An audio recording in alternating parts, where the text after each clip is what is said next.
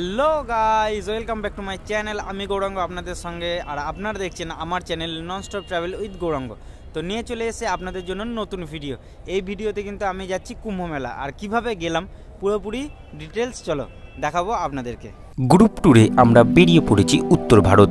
উত্তর ভারত যাওয়ার পথেই আমাদের অন্যতম গন্তব্যস্থল ছিল এই কুম্ভ মেলা।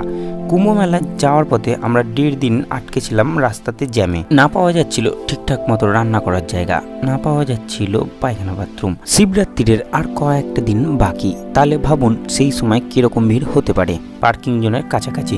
তবে এই পার্কিং জোনটা ছিল কিন্তু কুম্ভ মেলার আড়েল ঘাট বা সঙ্গমের থেকে 12-13 কিলোমিটার দূরে।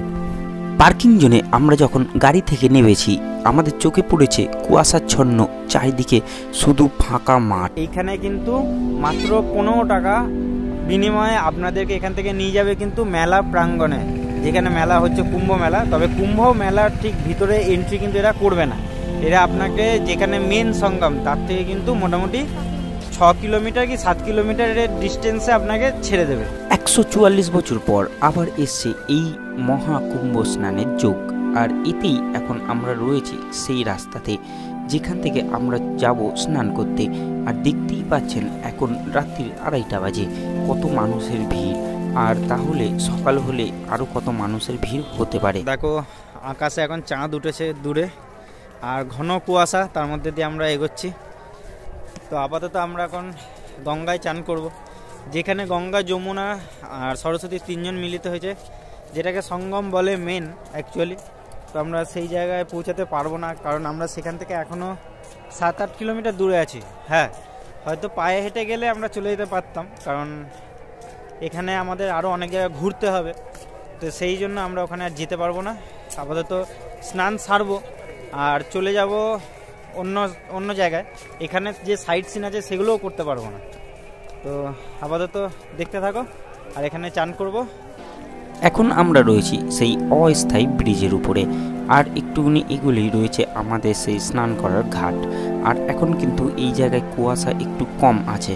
আর কথা বলতে বলতেই আমরা চলে এসেছি এখন 23 নম্বর ঘাটে, এখানে স্নান সেরে নেবো। চলো, মহাকুম্ভ 2025। তো আমরা এখন চলে এসেছি ঘাটে, আর এখানে স্নান করব।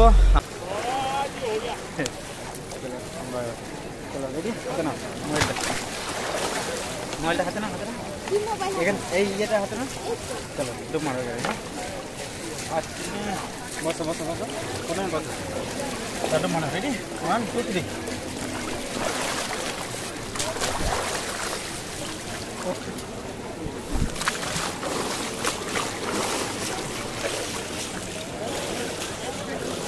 পুরো কুম্ভ স্নান কমপ্লিট।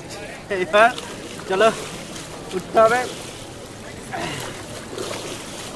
এটা হচ্ছে ঘাট নম্বর 23।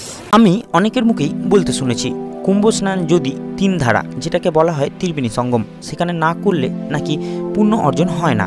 তবে আমি আপনাদের বলে রাখি যে বহু বছর আগে যখন এই জায়গাতেই অমৃতর ফোঁটা পড়েছিল, তখন কিন্তু এই প্রয়াগরাজ শহরটা ছিল না।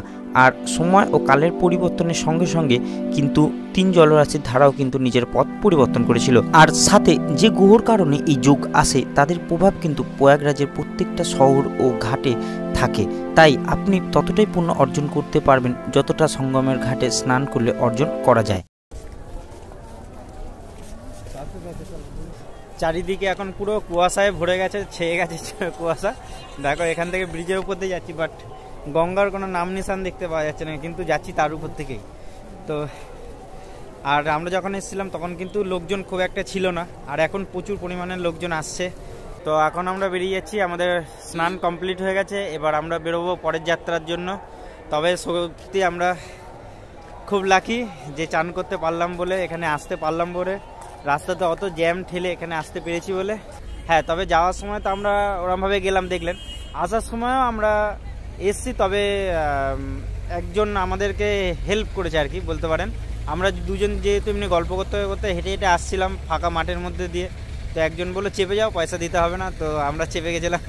হ্যাঁ, দাদাটা খুবই ভালো সত্যি। আমরা লাস্টে পয়সা দিতে চেয়েছি, কিন্তু আমি পয়সা নিতে চাইছিল না। ঠিক আছে, লাস্টে চা খাওয়ার মতো 10 টাকা পয়সা নিয়েছে।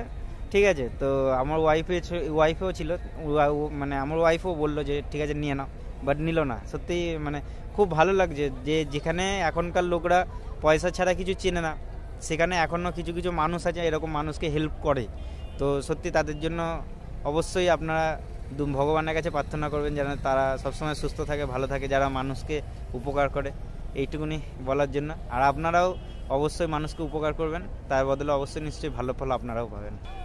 আর রাস্তাটা যেহেতু খারাপ ছিল সেই জন্য আমরা কিন্তু ভিডিও বানাতে পারিনি ওই জায়গাটা দিয়ে, মাঠ দিয়ে আসার সময়। তবে মেন রাস্তা আসার পর আর সেরকম সুযোগ পাইনি ভিডিও বানানো, তো সেই জন্য সেই জায়গাটা আপনাদের দেখাতে পারলাম না। আর আমরা এখন কিন্তু রয়েছি পুরো বাস পার্কিং এরিয়া, যে জায়গাটা দেখুন পিছনে পুরো ফাঁকা প্রান্তর পড়ে রয়েছে, ঠিক আছে, বাস দাঁড়িয়ে আছে, পুরো ফাঁকা প্রান্তর রয়েছে চারিপাশে।